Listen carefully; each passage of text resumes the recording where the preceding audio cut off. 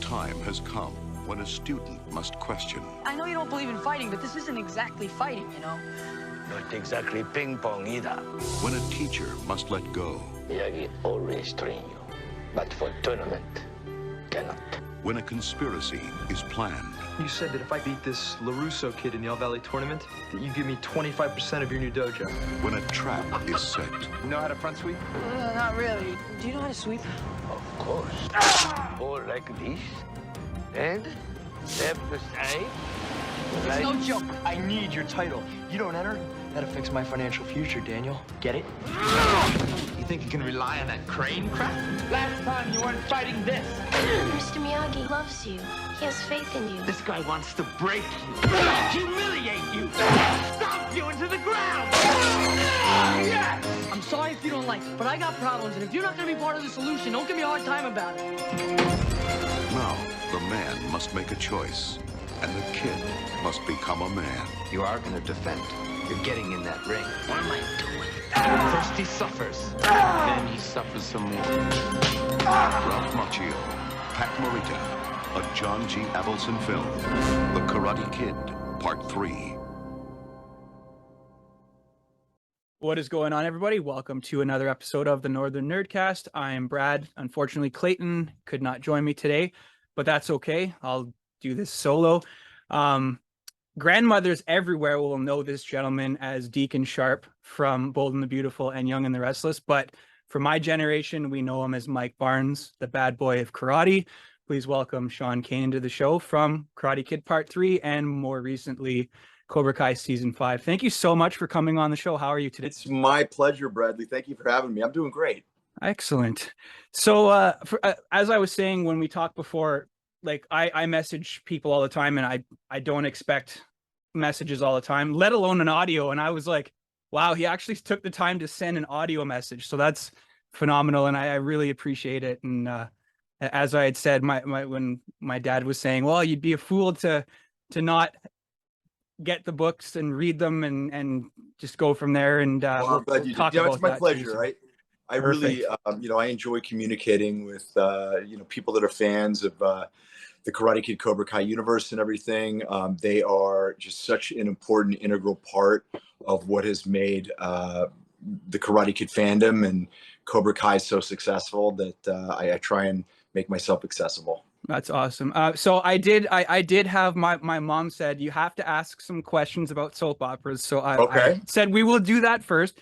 So, I mean, obviously you started off as Mike Barnes, and then you became Deacon Sharp later on and late in your career. But like, we know you as Mike Barnes, they know you as Deacon Sharp. Do you get more recognition as Deacon Sharp or as Mike Barnes or any other character that you've played? That's a tough one. I mean, I'm on the Bold and the Beautiful, which is probably seen by 3 million people a week. So I get a fair amount of people who recognize me as that. A fair amount of people recognize me from General Hospital, and a lot of people from Karate Kid 3 and Cobra Kai. So it's kind of a toss-up. The question that my mom asked was, what was it like or is like sharing the small screen with such legends other than yourself as like Eric Braeden, Melody Thomas Scott, and Peter Bergman? Yeah. She's referring to the time that I was working on The Young and the Restless. Yeah. I remember that when I was working on Young and the Restless, I had told myself that if I ever got on Young and the Restless, which is the #1 show domestically, I said I had to kind of just take a second and pitch myself and realize that I'm working with, some of the very best people in soap operas. And I've been fortunate enough to work with Eric Braeden and with Peter and with Melody, and they are fantastic. Love working with them. They're legends. They've been doing this forever. Well, that's awesome. And if my Mumu, which is Finn for grandma, if she was still alive, she would have either found a way to get on this, or she would be having my mom text me asking all these questions.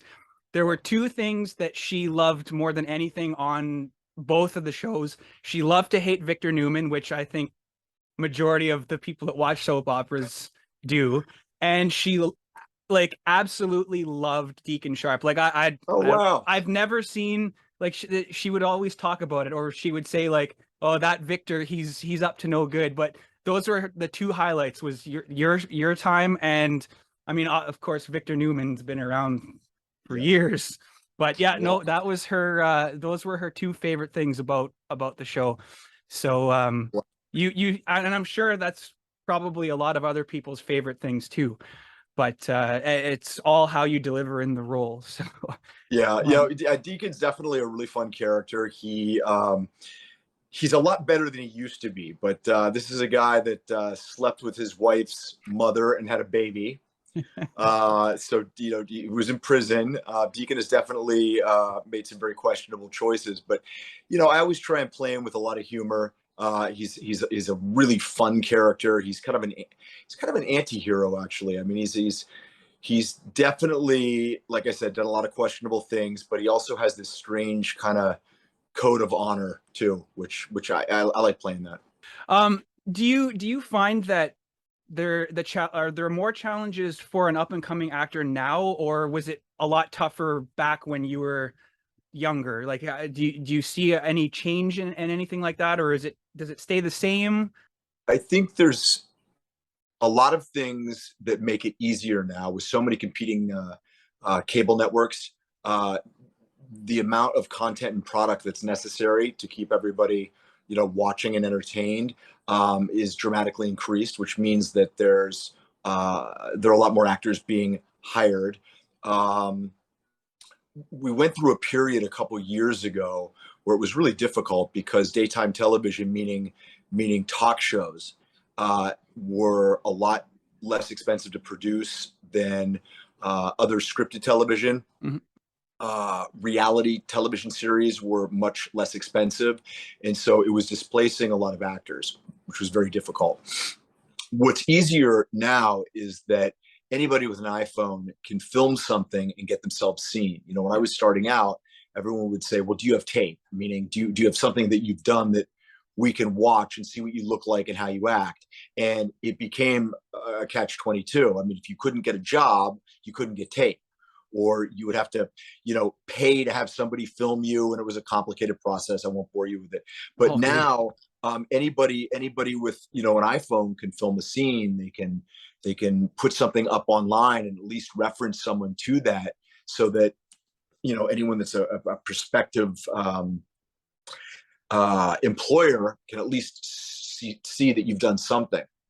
So those are my questions and statements about the soaps, because I want to talk about the here and now, and I mean, I don't think, like, when they announced Terry Silver returning for season 4, I don't really think people understood just the magnitude, like when he uttered those words. I'm not going to say anything for people that haven't seen season 4, but when he made the comment in the season finale about friends, and like everybody right away was like, oh my god, like it's happening, it's finally happening.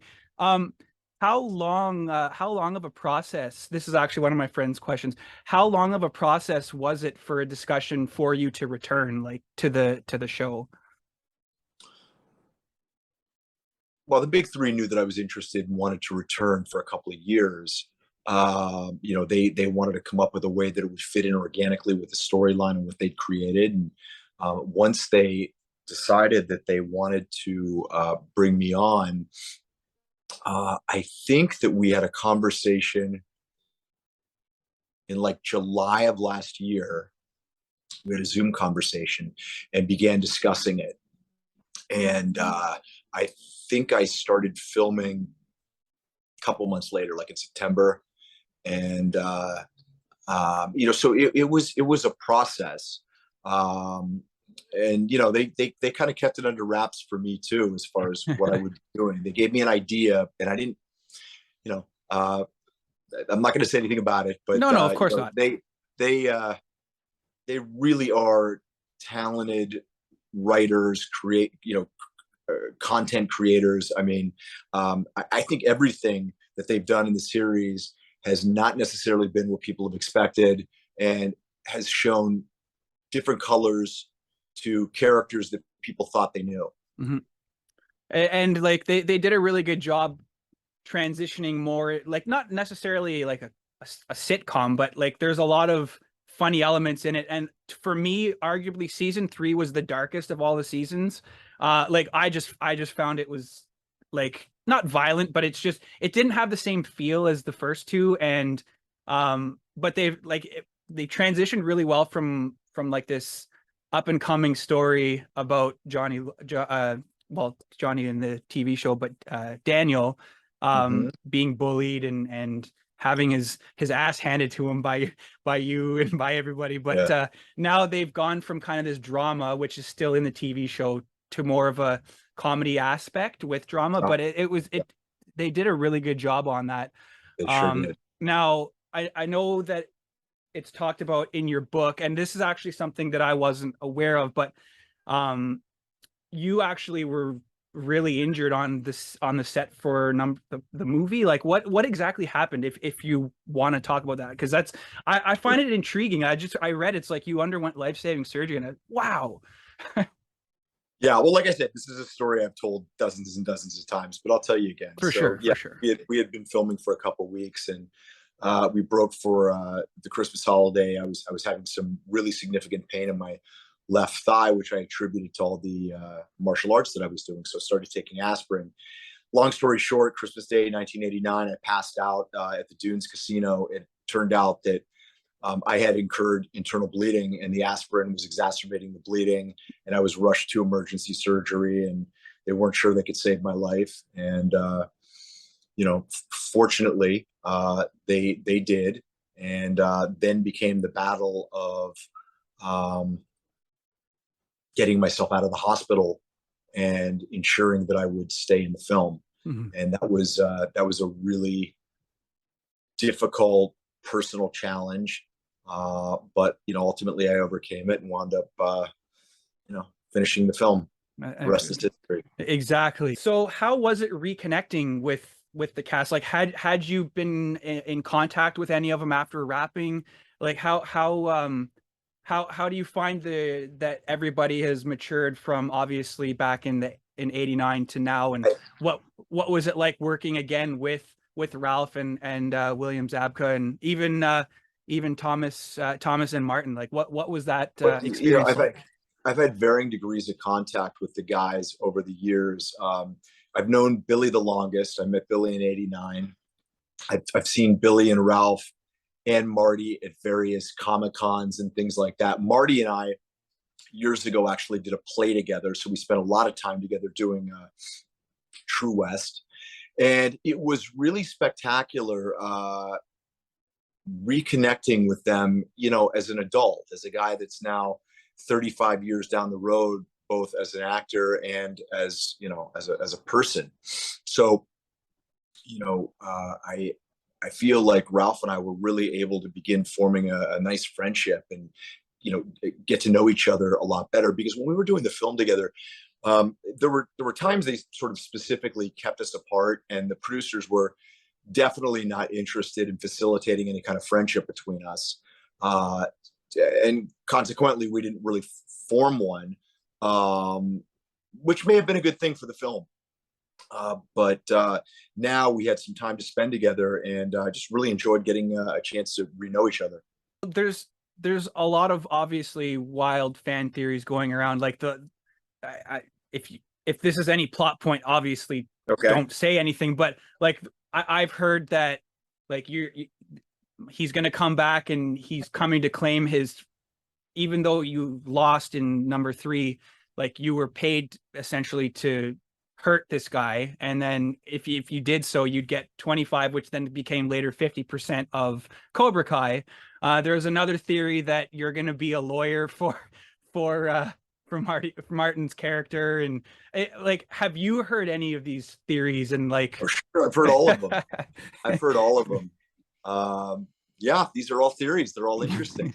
I love it's. I mean, it's a lot of fun to know what's really going to happen, and to watch what everyone's speculating. And listen, I can't wait for September 9th, September 10th to start seeing what everybody thinks. If it's like the previous 4 seasons, I'll probably be watching the whole thing in one day if I'm not working. Yeah, I think season 5 spectacular. Like I said, when the season finale of 4 really, it set up season 5 obviously, but just with all the last 5 minutes, it was just, I mean, I can't say anything because I don't know, but I think that, like you just said, season 5 is going to be like phenomenal. This is more of like an outside of the box question here. If if the 4 main characters, so Chosen, Daniel, yourself, and Johnny, were to form a band, what would it be called? And do you think that Terry Silver and Kreese would be good road managers? I think I could definitely see Terry as a manager. Geez, I don't know. The Over the Hill Boys. I don't know. Like a boy band, but they're all a little too old to be in it. I don't know. That is an out of the box question, my friend. Yeah, I think having Sensei Kreese. Look, I think we'd always get paid. I think absolutely. That'd be one good thing, right? And if not, I mean, he's got 4 people that can, well, 6 people really, who can really put a hurt on. So yeah, but yeah, over the Hill Boys would be good, I guess, and like even Miyagi Cobra or something. But actually, did how was it working with Pat Morita? That's another. Like, did you actually have? I know there was the fight scene at the end, but did you have any other interactions with him outside of filming? Or sure, yeah. He was very kind, very nice, funny. I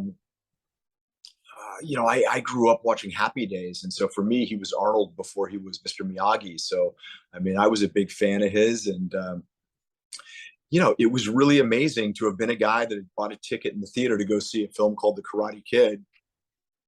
And first be introduced to the magic of Mr. Miyagi, and 5 years later or so, maybe a little more, be on a soundstage filming with him. You have written a book, which is the Way of the Cobra. I'm very gratefully going to be reading it when it arrives in Sudbury at my parents' place. What can you talk about? What people can expect from the book? Sure. So Way the Cobra is my 3rd book. It's a motivational self-help book that's structured that I'm the sensei and you're a student in my dojo, the dojo of Cobra Life. Cobra is an acronym formed from the words character, optimization, balance, respect, and abundance. And these are the philosophies and strategies that I live by that have helped me get through some significant challenges and achieve some of what I've achieved in my life. I hear from people daily who have read it and are having remarkable transformations in their life. The tagline of the book is "Unleash your inner badass." That everyone has one. It may be undiscovered, it may have been neglected, but everyone's got one. And it's really about getting in touch with your authentic self, which I call a Cobra, being the very best version of yourself. And it's a fun read because it's in my voice. I mean, there's times it's very humorous, and there's times when there's some serious life improving knowledge. And it's as we're doing this interview right now, my wife is in the other room and she's formatting the sequel, which is called Way of the Cobra, Welcome to the Kumite. And so we're going to have that finished very shortly. So I'm very excited about that because the first one has done so well. Like I said, I'm looking forward to reading it, and I'd love to give it. Yeah, absolutely. And I did see that you toured the USO in Bosnia. What was that like? Like, I have a friend who's actually there right now, and he says it was phenomenal, but he's not there for the same reason that you went. Yeah, it was an amazing experience I do stand up, so it was an amazing experience to entertain the troops. I am a huge supporter of our military. We flew into Rome and were based out of Rome, and then we would fly out of Aviano Air Force Base to Macedonia and to Bosnia and Kosovo. Really, all I saw were the military bases. There was no traveling, going into town. We traveled with then Secretary of Defense William Cohen. Got to fly in a Chinook helicopter. Got to perform stand up in front of 5,000 people with machine guns. It was something else. So you better be on point. Better be on point. Yeah. So, needless to say, you would probably do another tour if you were given Absolutely. the opportunity. I would do it in a heartbeat. So what was your fondest memory from that? Like, I know you just said that you didn't really get to see anything, but just being on base, like what would be your fondest memory? I just think that it was seeing these young men and women who provide the freedom that we, or many people tend to forget about or take for granted. And to see just how exceptional they are, to see how much pleasure they got out of something as simple as having some people come to entertain them. Just realize that there are people that, their calling in life is a calling of service. And that is something I talk a lot about in the book, that, being of service is something that's really important. And they do so without asking for anything in return, because it is a calling. And, for me, I never was in the military. It's actually one of the regrets I have. I don't have too many regrets, but I wish I'd gone into the military for a while. But it was fascinating to get a firsthand view of what a completely different type of life looks like. And so, I would jump at the opportunity to do it again. I did see that you are an avid chef. You've written a cookbook, The Modern Gentleman. What is your favorite style of cuisine to cook? Because that's actually what I do. Like in the hospital I work at, I work in the kitchen, and it's been something that I've always liked doing. I've always been told, there's no money in it. I don't do it for the money. I mean, yeah, it's nice. It's definitely something we all need to live, but I've always had a passion for it. So like, what is your favorite cuisine or ethnicity to usually cook? Ethnicity. I enjoy cooking pasta. I lived over in Italy for about a year, and so I do definitely enjoy cooking pasta. I like to one of my favorite dishes to cook, although I haven't done it in a while, is spiced lamb chops over couscous with sort of a mixed Mediterranean vegetable thing. I like to do that. I kind of wing it. When you bake, it's very mathematical and precise. I'm not a baker. That's my wife. I don't bake. People that bake, I mean, hats off to them. I cook, and my recipes never come out the same. That's me. One time or the other, and that's fine. I would have to say probably pasta is one of my favorite things to cook. If I want to get fancy, I've done stuff like like a stuffed pork loin, where you make a really nice you make a filling for it, and then what you do is you take it to the butcher, and then he puts it in the pork loin and wraps it for you, and you bring it back. So I do probably 70% of the cooking for me and my wife. She's a terrific cook, but I do a lot of it, and I really enjoy it. One of the things that the book is based upon is the concept that cooking for someone it's really a conduit to forming a relationship with them. When you're cooking is a really great conduit to forming connection with people, and that's what the book's all about. The book's a hybrid. It's a cookbook, but it's also a book for guys to be better versions of themselves, and for women to have an idea about how how men think. And it takes you through everything from setting up your kitchen to entertaining and appealing to all five senses. So it's really a lot more than a cookbook. That's awesome. I myself am more of a fusion guy, so I like combining two different kinds of styles, and I'm experimenting with a couple things. I'm right now I'm really into African. Okay, I have a friend. I When have you a say friend. African, I mean, obviously that's a continent. So what part of Africa? Well, he is he's from the Ivory Coast. Okay. So I don't really know the style, but it's a lot of rice dishes, and he got me really hooked on this jollof, which is What is? like a really spicy rice with chicken, and I love spice. Oh, that sounds good. It sounds like a Um, spicy arroz con pollo. yes, yes.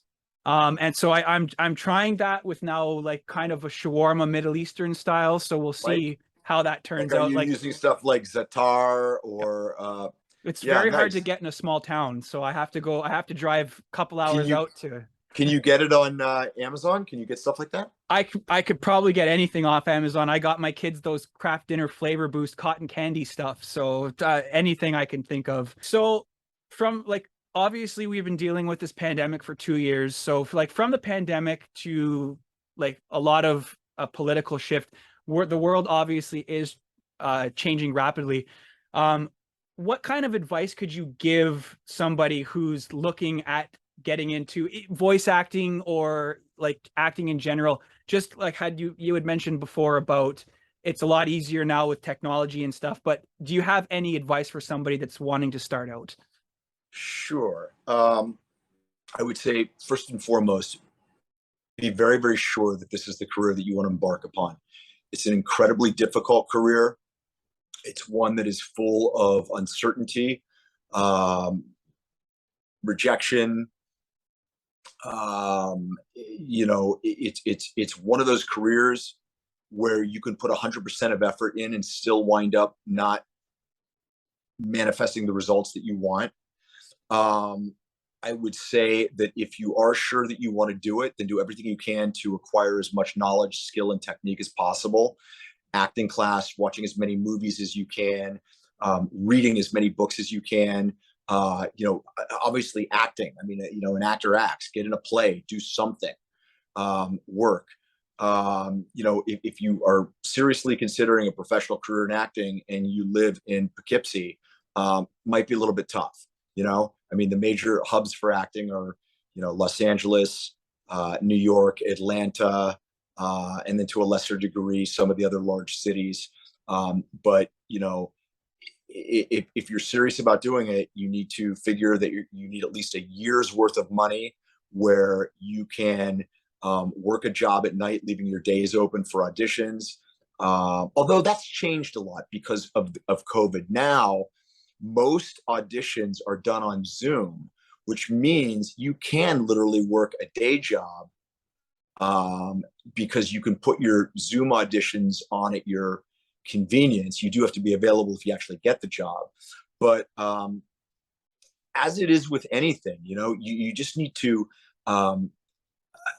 try and learn as much as you can about not only acting and technique, but about lighting, about directing, about every aspect of it, so that when you do eventually get on a professional set, it's not like you're looking at another planet. You've got some semblance of what's going on.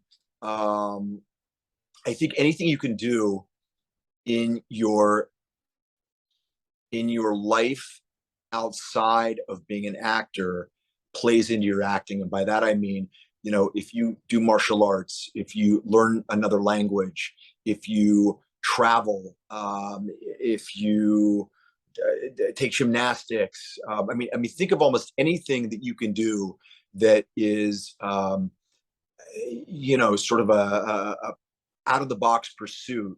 At some point or another, that will come into play in your acting. I mean, it's obvious how martial arts has been an incredible advantage for me in my career. But I didn't go to, my degree is in political science. It's not in. I don't have a master's of fine arts or anything like that yet. There have been times when my education in political science has helped me with certain roles. So you need to look at anything that you do in life. How can you apply it to your acting? And that also refers to people that you might meet. We sometimes are blessed, or sometimes not so blessed, to meet people that are really interesting, offbeat, iconoclastic people, famous people, sometimes people that are someone that's a a person living on the street. It's being an observer. Mm. It's really becoming a student of psychology and human nature, and looking at your acting career in a holistic way about how everything that I do, at some point I might be able to bring to my work. So you did create a TV show that is on Amazon, if I'm not Amazon mistaken. That's correct. What can you what can you tell us about Studio City? Because Sure. that's something I'm going to be tuning into now that Sure. I know about it. So Studio City follows the life of Sam Stevens, who plays Dr. Pierce Hartley on the #2 soap opera in the world called Hearts on Fire. And so there's a show within the show. Sam is a guy that you think maybe initially kind of has the world by the tail, works with a lot of beautiful women. He's on TV, but really very quickly you learn that he's a very flawed guy. He is just another one of us trying to just figure it out. He's got family issues. He's got work issues. We did 11 episodes our first season, and we're nominated for 16 Emmys, and we won 2 of them. That's awesome. Congratulations. I'm sorry, 3 of them. There's 2 of them right there. That's awesome. Oh yeah, absolutely. Yeah. And, it's been a phenomenal experience. My wife is one of the head writers and executive producers, and working with her has been fantastic. And we have been able to hire a bunch of friends of ours who are actors who have all done a stellar job. And, it's funny, it's poignant, and, tugs at your heartstrings other times. It's a digital show, which means that it's the episodes are like between 13 and 17 minutes long, which actually isn't that much shorter than Bold and the Beautiful, which is 22 minutes long with commercials. Yeah. So and we are currently discussing where we're taking the show next. So it's been a dream come true to get this made. I know one of the names that stands out, because for a little bit, I will admit I did watch some, but is Tristan Rogers. Yeah, so I know he's been in The Young and the Restless, and he's been at General Hospital for a decade. Is he still on General Hospital? Yeah, he is. Okay. As a matter of fact, Tristan lives in Palm Springs, and we're very good friends with he and his wife Teresa. So when he has to come in and film every now and then, they'll come and stay with us. And they were actually here. They just left this morning. We had a great time. We grilled steaks and watched American Horror Story, and then he took off and went to work today. So yeah, he's great. Excellent. So where can people find you, find information about your book? Plug yourself. Sure. If you'd like to get an autographed copy of the book, personalized, you can go to wayofthecobra.com, or you can pick it up on Amazon and Kindle. You can follow me at Sean.Kanan on Instagram, or at Sean Kanan on Twitter. You can watch me, got to check your local listings, on CBS, on The Bold and the Beautiful as Deacon Sharp, and you can watch me as Sam Stevens on Studio City on Amazon Prime, and you can watch me as Mike Barnes, Karate's Bad Boy, on Cobra Kai starting September 9th. That's awesome. Sean, it has been an absolute pleasure chatting with you. And again, I keep saying this, but thank you so much for taking the time to talk.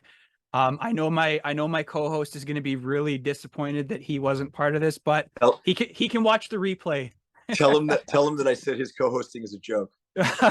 I will. And I'll tell him that he has to read that book. I love it. Keep in touch with me. Let me know what you think of the book, okay? I will. Absolutely. Thank you so much. All right, pal. Take care of yourself. All the best. Take care. Bye-bye.